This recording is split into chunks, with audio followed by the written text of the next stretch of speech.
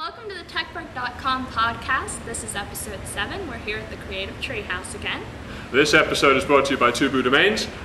Get your domain name for only $1.99 at domains.twoboo.net. If you do register for a domain there, let us know and we'll mention it on the show. This week we're going to talk about Digg, Command & Conquer, and Apple's new iPod lineup. So what is Digg? Digg is a really rather cool website. It's a social, user content created kind of website.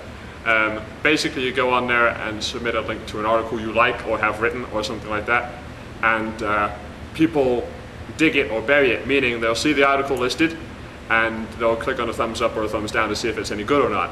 The more people, of course, that click on the thumbs up, the higher up the list it goes. And if people decide to bury it and comment on it, then if it goes further and further down the list. So if you've got a really good article, it can be read by a lot of people. It's a really good system. There's also comments on it too. You can comment on articles and put new links in and things like that. It's really cool. It's split up into different sections. There's the Digg articles, which is split up into technology, business, entertainment, things like that, as well as podcasts. So you can see different podcasts. Our podcast is on there, so go ahead and dig it if you want to.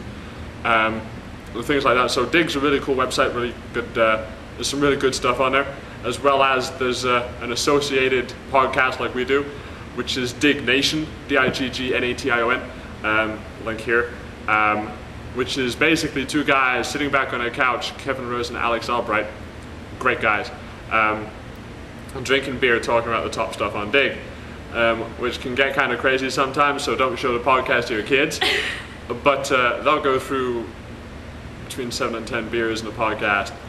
So, and it's only a 30-minute podcast. So they really chug them down, but it's really cool, a cool podcast, so check that out. So what about Command & Conquer? Command & Conquer is an awesome game from back in the day. Back in 1996, when I was supposed to be taking my GCSEs at school. My parents will tell you that I didn't do them, or didn't study for them, and just played Command & Conquer all the time. My friend Mark and I played Command & Conquer non-stop. There's two sides to the game. It's basically one of those games where it's like an overview of the world. You select your little army guys and tell them what to do, where to go, and who to kill. You've also got to mine or harvest Tiberium, which is like the currency for the little world. There's two sides. There's the GDI and there's the Nod. The Nod's the bad guy, the GDI the good guys. Mark and I completed the game on the GDI side, fighting the Nod, but you can also change sides and play as Nod fighting the GDI. We just couldn't bring ourselves to do it, so we didn't. So yeah, I have completed the game, I guess. Really cool game, really fun game. The greatest thing is, the studio, I think it's EA that owns it now, but the studio that started it out 12 years ago has decided to release it for anybody to download and play. So the full game is available for download. So check out commandandconquer.com. Download the game, free to download, free to play, because it's 12 years old. And yeah, check it out, give it a play. It's going to take a while to download though, because it's like 2 full CDs, but it's well worth it. And it's free, and it's still a really timeless game, so check that out. That's awesome. Well, Apple made their big new product announcement yesterday. It turned out to be a couple of new iPods. What is so special about these iPods? People have been waiting for this announcement for a long time. There's been lots of speculation, lots of rumors. A couple of rumors actually proved to be okay, kind of right. The new iPods are the iPod Nano and the iPod Touch. The iPod Nano is basically a little stumpy little version of the iPod Classic, but it plays videos as well, so it's kind of that big, that wide, has a nice screen on it, still got the dialer on it, but it plays videos. The iPod Nano, the 4 gig version, starts at $150. That holds about 1,000 songs. The 8 gig version holds 2,000 songs, of course, and starts about $199. So they're pretty good. Like I said, they do a video as well. I think they do about 5 hours of video in one charge, so that's pretty cool. Definitely worth looking at if you're looking at a new iPod. However, the iPod Touch, which is really cool, basically an iPhone without the phone feature, so you don't have to sell your soul to AT&T to get an iPhone. The iPod Touch starts out at $299. That's the 8 gig version. You can put 1,750 songs on there, 10,000 pictures, if you're ever going to use that many pictures. or 10 hours of video. The $399 version, which is 16 gigs, you can put 1,350 songs on, or 3,500 songs on there, 20,000 pictures, again, why you want that many pictures on a phone, or 20 hours of video.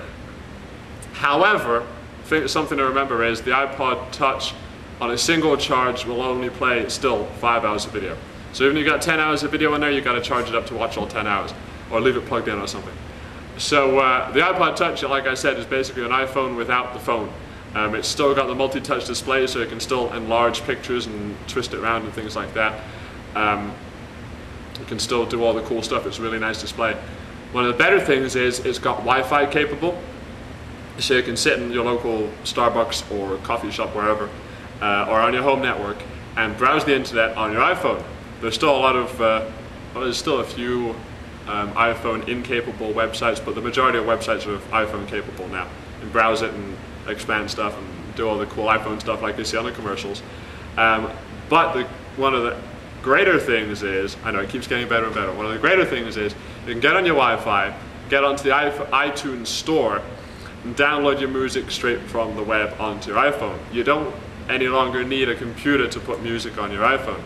So in theory, you can go out and buy, or iTouch, you can go out and buy an iPod Touch and not have a computer at home. You can browse the internet, you can do your email, you can do your instant messaging even, because there's a few instant messenger clients out there. I know Meebo, as we talked about before, is iPhone compatible, iPod Touch compatible. So you can go out and do all that and download music straight to your device. So you don't need a computer anymore. So that's all kind of cool. So that's the iPod Touch. So $299 or $399. Well, that's it for this week. So in the meantime, check out techburgh.com and read the blog.